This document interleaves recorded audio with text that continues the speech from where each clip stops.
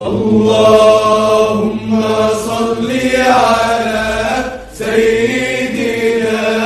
محمد النبي الأمي وعلى آله وصحبه وسلم۔ اشرا فاروق حسین یکم محرم تا 10 محرم اتحاد بین المسلمین کے لیے کیوں ضروری ہے؟ یوں تو محرم اسلامی سال کا پہلا مہینہ ہونے کے حوالے سے ہی بہت اہمیت کا حامل ہے، مگر یکم محرم کو ہونے والے ایک غیر معمولی واقعے نے اس ماہ کی اہمیت کو تاریخ میں ایک اہم مقام عطا کر دیا ہے۔ یکم محرم کو ہونے والی حضرت عمر رضی اللہ تعالیٰ عنہ کی شہادت کا واقعہ کچھ یوں ہے کہ ایک صبح فجر کے وقت مسلمانوں کے دوسرے خلیفہ حضرت عمر فاروق رضی اللہ تعالیٰ عنہ نے مسجد نبوی میں منبر رسول کے برابر جیسے ہی صحابہ کی جماعت کی امامت کے لیے نیت باندھی، کچھ ہی لمحوں میں ایک غیر مسلم مجوسی ملعون مغیرہ بن شعبہ کا غلام، جو رات کے کسی پہر منبر کے پیچھے اندھیرے میں چھپ گیا تھا، اچانک باہر آیا اور 22 لاکھ مربع میل کے اکیلے حکمران خلیفۃ المومنین حضرت عمر فاروق رضی اللہ تعالیٰ عنہ پر حملہ کر دیا اور زہر آلود 2 دھاری خنجر سے امیر المومنین کے ناف کے نیچے پے در پہ وار کیے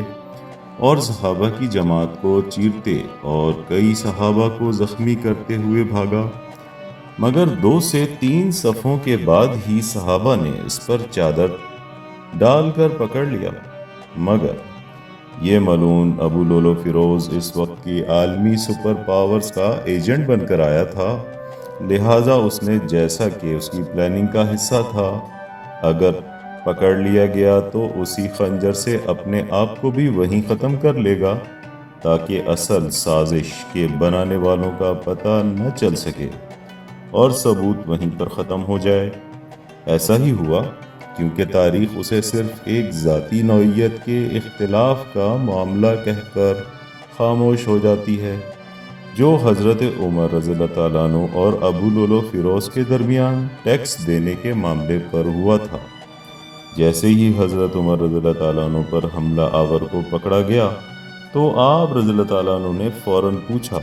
کہ مجھ پر حملہ کرنے والا کافر تھا یا مسلمان؟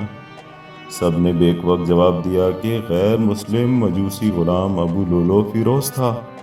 اس پر حضرت عمر رضی اللہ تعالیٰ عنہ نے ایک ٹھنڈی آہ بھری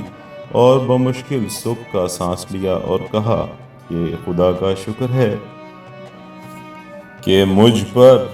کسی مسلمان نے حملہ نہیں کیا، کیونکہ اگر کوئی مسلمان آپ رضی اللہ تعالیٰ عنہ پر حملہ کرتا اور اس کے نتیجے میں حضرت عمر رضی اللہ تعالیٰ عنہ کی شہادت واقع ہوتی تو مسلمان آپس میں قیامت تک کے لیے دست و گریباں ہوتے،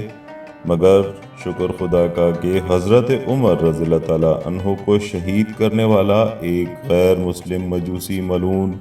ابو لولو فیروز تھا۔ رہتی دنیا تک جب جب اس واقع شہادت کو بیان کیا جائے گا، مسلمانوں کے درمیان اتحاد و یگانگت ابھرے گی اور مسلمانوں میں آپس میں بھائی چارے کی فضا قائم ہوگی، مگر افسوس اسی محرم کی 10 تاریخ کو نواسۂ رسول حضرت حسین رضی اللہ تعالیٰ عنہ کو چند نام نہاد منافقین نے دھوکے سے کربلا بلا کر شہید کر دیا